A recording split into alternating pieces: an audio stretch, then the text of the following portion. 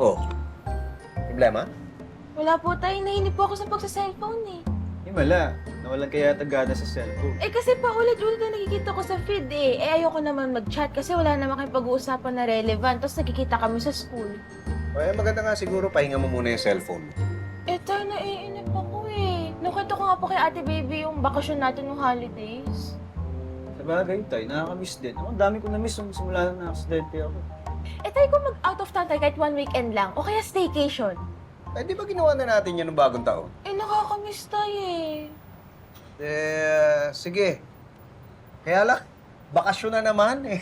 Tagal-tagal ko nagbakasyon, tapos bakasyon uli eh. Baka kung ano sabihin ng mga tao sa opisina, di ba? Malapit na ang bumalik sa trabaho. Sakto nga, tay. Kumbaga, one last bakasyon bago ako magtrabaho. Sabagay, pwede. O Ate Baby, narinig mo babakasyon daw. Ay, wow! Hindi, ano lang naman to, mabilisan na. Tignan natin, yung kailan libre, sa ano siguro, isang weekend, sa Tagaytay o kaya sa Subic. Uy! Sir, kasama ba kami dyan? Eh, pagka natuloy to, sige, kasama kayo. Sir, saan kami kasama? Sa Tagaytay o sa Subic? Naku, ikaw talaga yung utak mo. Nakabakasyon na naman. Galit sa trabaho.